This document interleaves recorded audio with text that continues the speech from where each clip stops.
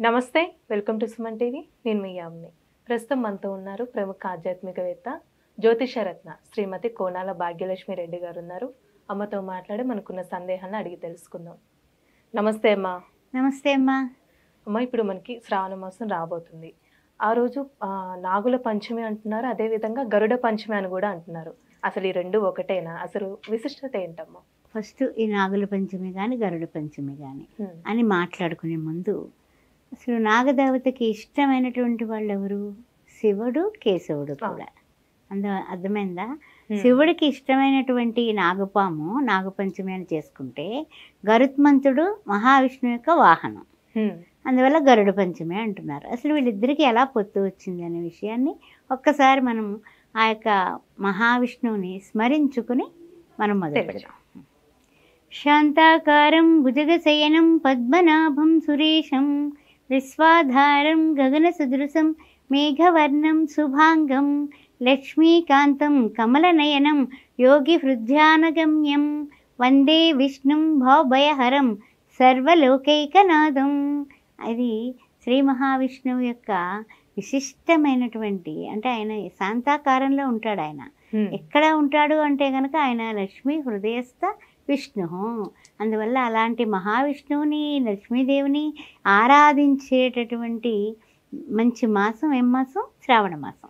శ్రవణ నక్షత్రంలో శ్రావణ మాస పౌర్ణమి వస్తుంది కాబట్టి ఇది శ్రావణ మాసం అయింది మన తెలుగు మాసాల్లో.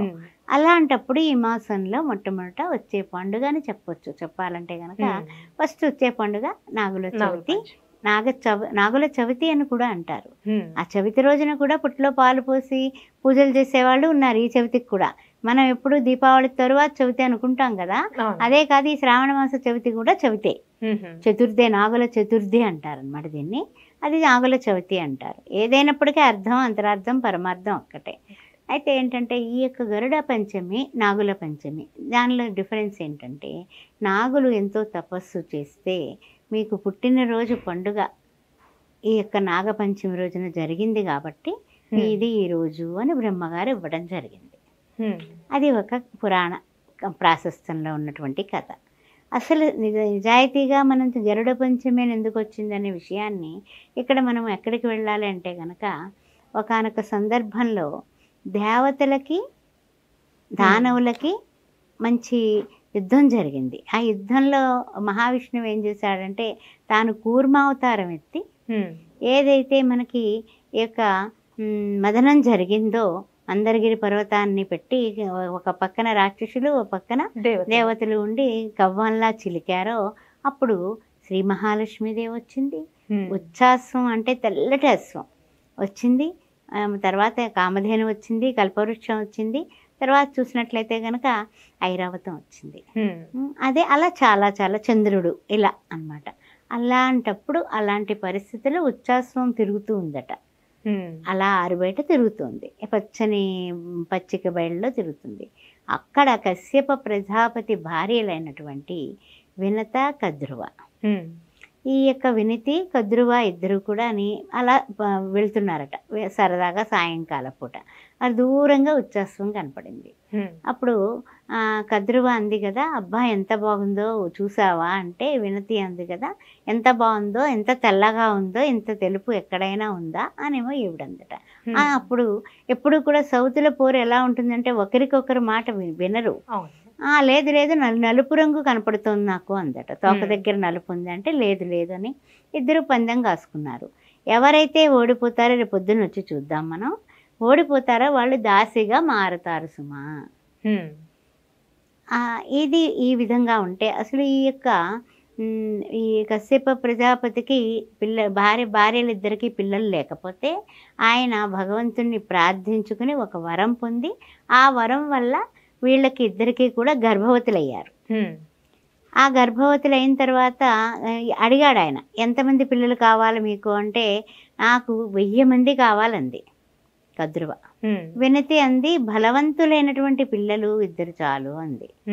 ఈవిడేమంది కద్రువ, పొడుగ్గా ఉండే పిల్లలు కావాలి నాకు 1000 మంది అన్నది. సరే తథాస్తు. అప్పట్లో ఏముంది అంతా కూడా సెకండ్లో మారిపోయి ప్రపంచం అంతా అలా వరాల పుట్టేసేవాళ్ళు. అలాగే మొత్తం ఈవిడికి 1000 మంది పుట్టేశారు. ఈ యొక్క ఈవిడికి పిల్లలు పుట్టలేదు. ఇంకా ఆ గుడ్లు 2 పెట్టిన గుడ్లు 2 అలా ఉండిపోయాయి. ఏం అర్థం కావడం లేదు ఆవిడకి పుట్టేశారు, వాళ్ళు ఎదిగిపోతున్నారు, అయ్యో అయ్యో అనేసి. పాము పిల్లలేమో ఇల్లంతా పాములే. అదంతా చూసి ఇంకా ఈవిడికి ఇంకా ఏమిటోలా అయిపోయి గుడ్డుని పగలగొట్టింది వినతి. పగలగొడితే అందులో రెక్కలు, తర్వాత ఎర్రటి దేహం, ఆ తర్వాత కాళ్ళు లేకుండా కుమారుడు జన్మించాడు. జన్మిస్తులోకి తల్లి నీవు నాకు కాళ్ళు లేకుండా చేశావు, నీకు శాపం ఇస్తున్నాను, నువ్వు దాస్యం చేస్తావు అని శపించాడు. ఆ రెక్కలతో ఎగిరిపోయాడు. ఆయన సూర్య భగవానుడు యొక్క రథసారథి. సూర్య భగవానుడికి సంబంధించి అంటే అంత బలం ఉంది, అంత బలశాలైన. ఇంకా అప్పుడు వినతికి బుద్ధి వచ్చేసింది. బుద్ధి వచ్చేసి అలాగా పాప రెండో గుడ్డు ఇంక చూస్తూ ఉండేది. అది ఒక్కనొక సందర్భంలో అది విచ్చుకొని దానిలోంచి గరుత్మంతుడు విశాలమైన బలిష్టమైనటువంటి రెక్కలతో మహాబలిష్ఠుడైనటువంటి అద్భుతమైన కుమారుడు జన్మించాడు. జన్మించిన దగ్గర నుంచి చూస్తున్నాడు. చిన్నప్పటి నుంచి తల్లి దాసి ఆ పిల్లగాడు కూడా, గరుత్మంతుడు కూడా వాళ్ళ అన్నదమ్ములు చెప్పినటువంటి పనులు చేయాల్సి వచ్చేది. బాధపడ్డాడు. బాధపడి తల్లిని దాస్యం నుంచి విముక్తి చేయాలి అని తలంపు చేసి, ఎప్పుడైతే అమృత భాండము కావాలని రాక్షసులు అనుకుంటున్నారో అప్పుడు దేవేంద్రుడు ఏం చేశాడంటే గరుత్మంతుడితో ఈ అమృత భాండాన్ని వాళ్ళకి కనపడకుండా కాసేపు పట్టుకుంటావా అన్నాడు. పట్టుకుంటాను, నేను తప్పనిసరిగానే నేను ఎత్తుకొస్తాను, పట్టుకుంటాను, నీకు నేను సాయం చేస్తాను, నా తల్లిని దాస్యం నుంచి నువ్వు విడిపిస్తావా అన్నాడు. ఈ కథ ఇలా ఉంచండి. అంటే వీళ్ళ పుట్టుక గురించి అది ఎందుకు గరుడ పంచమి అయింది అనేది చాలా మందికి అర్థం కాదనమాట. ఈ రోజున కొత్త వ్రతాలు పట్టేవాళ్ళు కూడా పడతారనమాట. అయితే ఏంటంటే ఎప్పుడు తెల్లవారు పొద్దున్నే 1000 మంది కొడుకుల్ని అడిగింది ఈ కద్రువ. ఏమని, ఎవరన్నా సరే తోక దగ్గర నల్లగా చుట్టుకుండ్రా, దూరానికి మీ పిన్నెమ్మకి కనపడదు, అందుకని అప్పుడు ఏమవుతుందంటే నల్లగా ఉందంటే ఆవిడేమో మనకు దాసిగా వచ్చేస్తుంది. దాసిగా రావడానికి మరి కారకత్వం కావాలి కదా. అప్పుడు ఒక్కడు మాత్రం నాగపాముగా నల్లగా ఉన్నవాడు చూసి అక్కడ తోక దగ్గరికి వెళ్ళి చుట్టుకున్నాడు. ఈవిడ పాపం దాసిగా మారిపోయింది. ఈ కద్రువ ఏం చేసింది, 999 మంది, నా మాటలు వినరా మీరు, జనమేజయుడు చేసేటటువంటి యాగంలో మీరందరూ కూడా భస్మం అయిపోతురు కాక అని తన కొడుకులకి తల్లే శాపం ఇచ్చింది. ఇక్కడ ఏమిటి, పాపం వినతికి దాసిగా మారని కొడుకే శాపం ఇచ్చాడు. ఇక్కడ కొడుకులకి తల్లి శాపం ఇచ్చింది.